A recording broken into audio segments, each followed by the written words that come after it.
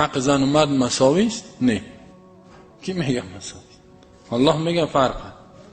در حق هم فرق است، در مکلفیت هم، در هر چیز فرق است. عدالت است بله. بعد حق داده الله بر زن در نظام کفری، در عقیده کافر، چی یهود نصارا، چی سیکولراست، چی دموکراتاست، غربیا، زن خو یک آلی دست جور کردن اینا. زن توهین کرده رایستن، زن تجاوز کرده رایستن به زور برزا. پارسال BBC اعلان کرد در آخر سال که در امریکا 30 میلیون زن تجاوز جنسی شده. 30 میلیون. افغانستان میگه نفوسش 27 میلیون است. 30 میلیون زن به زور زنا کردن، به زور تجاوز جنسی هم میره میگه. برزا خب از 100 میلیون هم تیر میشه. نفوسش تقریبا به 400 میلیون است امریکا. یعنی از نفوس افغانستان کده به زور زنا میکنه. به این جور کده یک صابون اعلان میکنه که یک شامپو 5 ملاق یک زن میته. حقش همی است. لچوریان یک زن 5 ملاق میته. تا که یک صابون خواهی دست مارکت تجارتی شده زنا. به نام ازی که عمر ازدواج 18 سالگی او را زنا میکنه. تا 18 سالگی مثل پودری او را زنا کردگیست. در 18 سالگی او به شوهر وفادار نه. شوهر نمیکنه، میاد شوهر نمیکنه زن. و نه مردایشون زن میبره. اوجا خو از انسانیت بر آمدن. زن هیچ پیشان حیثیت نداره. زن یک آله زنا و فحشا جورش کرده. خلاص. به می خاطر میگه بیرون برای آزاد باشه که ما استفاده کنیم. هدفشانی نمی است. در اسلام زن باید حق داره که یکم دفعه میگی که حقش مراعات شد. کاش که من زن میبودم. تا وقتی که در خانه پدر و مادر نانش مصرفش همه چیزش سر پدر و مادرش، سر پدرش.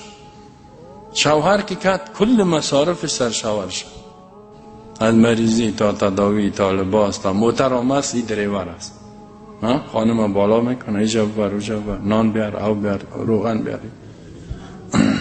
خان ورششتگیست. حتی کارهای خانه هم اخلاقی است برش. کارهای خانه زور نیست که به زور سرش کار کن. یک کار اخلاقی است. زن در اسلام بسیار حیثیت داره، بسیار آبرو داره، بسیار بالاست. مرد میگه آرد خلاص شد، روغن خلاص شد برین. ولی کافرها سر زن میگه تا 8 صبح تا 4 کار کن. خودی زنا خود در مصیبت انداختن. خود این زنا صبح برای 7 شب بیا. حتی عاملا می باشه زور زده روانه. قسم چی گفت؟ بریم کار کنیم نه؟ مامور دولت هستیم. حالا تو را کی میگه که مامور باش نوکر باش؟ تو را کی گفته؟ باز در این نظام اختلاط، در این نظام فحشا که مرد اونجا 6 تا و مرد مفت اونجا 6 تا، جوانا در دفتر 6 تا. ما مساوات میخواهیم. وای به این زنا. رسول الله صلی میگه فتقوا النساء، زنا خدا نگاه کن. بزرگترین فتنه است. بعضی زنا از ابلیس کردن، کار ابلیس برابر انجام میده. کار شیطان شدگیست.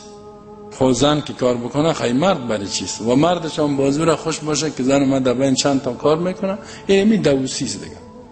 دوسی کدام شاخ نداره که دوس یک شاخ بکشه. رسول الله صلی میگه لا يدخل جنت دیوس روی جنت نمیبینه.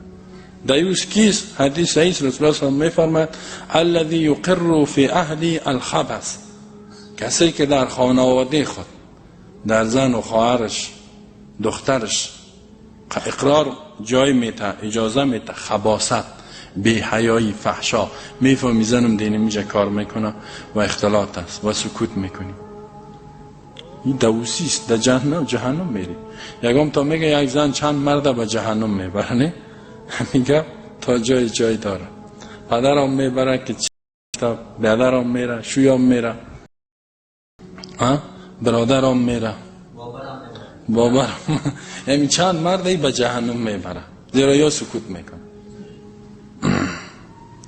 3 نفر میگه در جنت روش نمیبینه. یکیش دیوس است. دیوس در عربی، در فارسی ما شما میگه دوس دله نه؟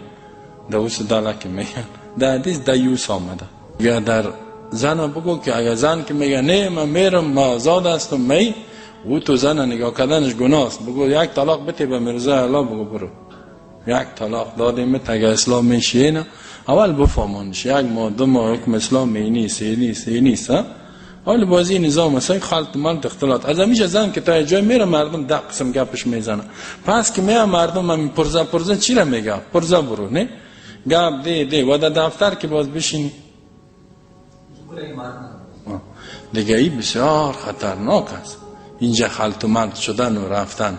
بفهمانش که نشد بر رضای الله 3 طلاق نتیوش کده باشی. خب در اسلام یک دانه یک طلاق بته نمی کفایت میکنه اصلا شد نشد میره خودش 3 ماه عدتش که تیر شد اگه عیز میدید خلاص اگه حامله بود حمل خود عوض کنه برو دیگه ای تو زنای بی حیا را مرد که دویس بسازه چی کنی و می خاطر ما میگیم که زن مسلمان فصفر به ذات دین رسول الله صلی میگه دیندار بگی بی دین بود تبایت میکنه زن بی دین تبا میکنه حالی کافر آمده حقوق زن چرا مردش گپ نمیزن ها میخواد که زنای خودشان فاحش به حیا به حد به حیا شد که زن و عروسی میکنه زن با زن حالی همی زنا رو ممتون میکنه هدفش اینه دیگه هیچ کدام هدف اینه در اسلام حق زن بالاست اینال حکم الله را بیان کو عمل کن در قصه کافر نشد الله میگه مگر کسایی که ضد و انادی سخو انتقاد میکنه بحث میکنه نه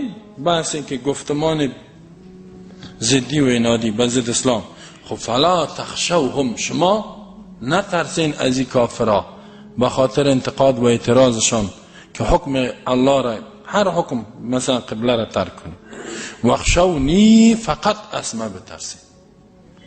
اسمه بترسین الله میگه که باز پیش من میاین مرگ و زندگی و همه چیز سیاد بتا بکشید چه قسم حالت بیاره این الله میاره الله که حفظت کنه هیچ کسی تو را چیز کده نمیده کل دنیا جمع شو بر ضرر رساندن